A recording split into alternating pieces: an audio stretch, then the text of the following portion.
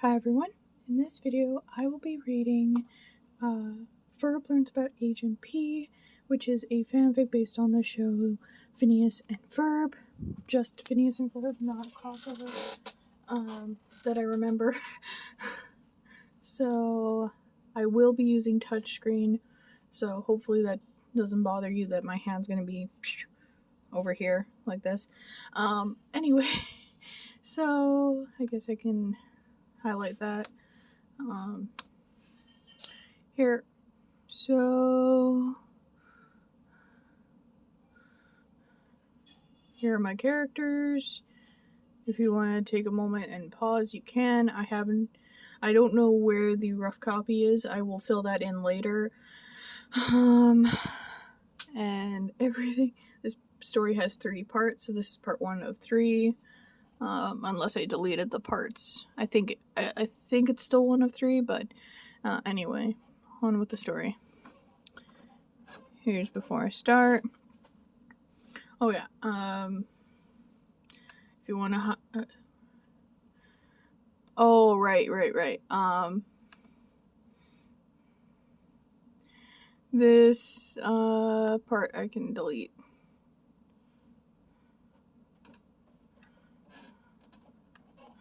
So I ended up redrawing Candace because the first time I drew her, I just couldn't get the eyes right.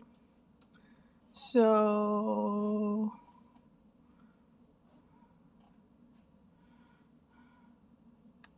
you know what, whatever. And I had gotten a new art kit the day I, drew the new version of Candace. I might try and draw her again in the original version. But anyway, on with the story. And all the art done in my videos is done by myself, so just a fun fact. I guess I don't need to delete that anyway. On with the story.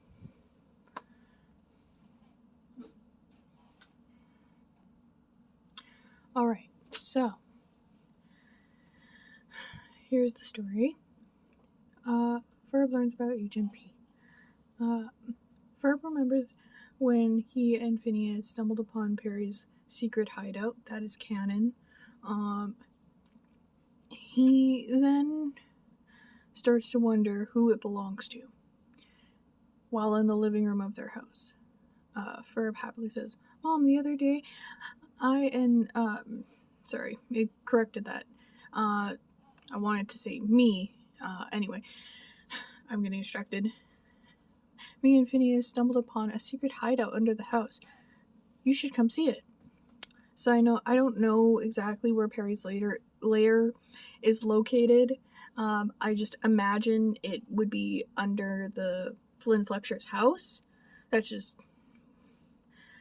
but anyway, because of all the underground passageways he goes through to get there, there are no windows as well, so that I just feel like it would be underground, but I could be wrong. If it were above ground, I feel like there might be a window or two, even though it is a lair. But still, back to the story now. I would love to, but, says Linda, I must finish all these chores. I'm sure it is fantastic. You guys have a great imagination, says Linda. Ferb says as Linda leaves with the laundry basket, but I'm not imagining it.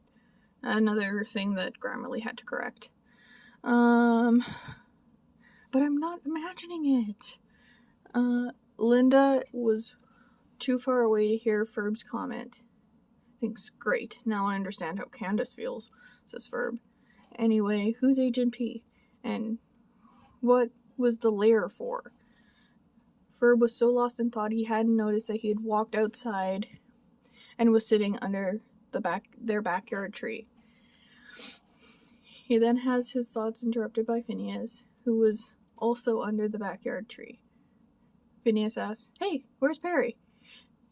Ferb has a realization. That's it. What's it? Okay, call me crazy, but I figured out where Perry goes when he disappears, says Ferb. Really? Where? You remember when we found that secret lair, right? says Ferb. Phineas says, "You mean the lair you built for me?" "I keep trying to tell you," says Ferb. "I didn't build that lair.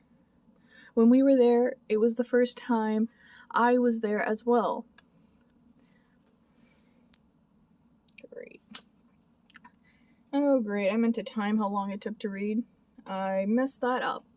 Oh well. Continue with the story. "But you set it up with a voice saying Agent P. I mean, who else could that be?" "I know it sounds ridiculous," says Ferb, "but I'm thinking Perry." Sorry, let me redo this one. Let me redo Phineas's line here. "But you set it up with a voice saying Agent P. I mean, who else could that be?" I wanted to redeliver that. Ferb says, "I know it sounds ridiculous, but I'm thinking Perry," says Ferb. Phineas agrees. "You're right, it does sound crazy," is what I meant to say there, but I grammarly corrected it. "Don't you know, he's a platypus. They don't do much," says Phineas. Ferb knows he won't win the debate, so he pretends he agrees with Phineas and says, "Maybe you're right. Like Perry could pull off being a secret agent." Phineas, having only heard what he wanted to hear, "Of course I'm right, buddy," messing up Ferb's hair. Phineas says as he's walking to the house for supper, "You coming, Ferb?" Ferb unknowingly staring off into space as he theorizes. He snaps out, "Oh yes, I'm coming." Phineas thinks, is it just me, or is Ferb acting weird? I mean, suddenly he's a chatterbox, but why? Says Phineas. After supper that night, Ferb has a plan to test his theory, and that is, Ferb thinks, "I'll use my hologram box," theorizes in his head, so that I can be in two places at once. Ferb waited till Phineas and everyone else was asleep to set up the hologram and sneak out. Ferb is now under the backyard tree. Ferb thinks, now, where was that? Oh right, the tree trunk. But how do I activate it? Wonders in his head. How did we do it before? Says Ferb. Realizes it in a low tone. Oh right, I remember. Reminds himself quietly. I must put a hand on the tree and lean forward. Ferb unlocks the passageway and is now in the lair.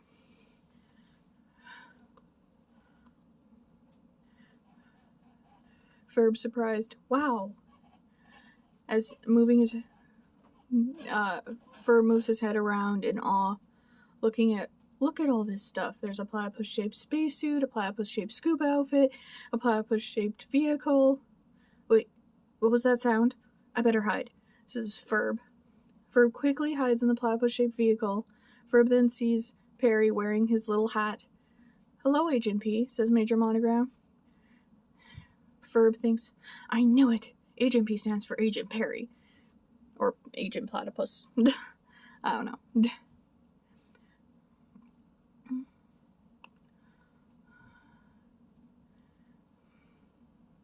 Anyway, Major Monogram explains, Doofenshmirtz is planning something, and with the help of his daughter Vanessa, with those two evil minds working together, you know it can't be good.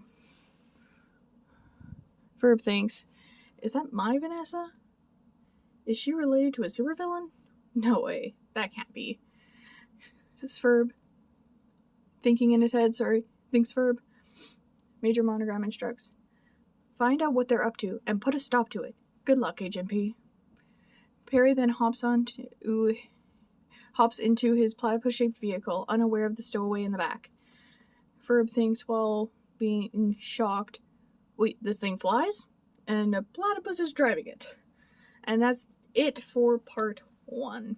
So, hope you enjoy. Make sure to comment, like, subscribe, and I hope you have a fantastic day. Thank you for watching.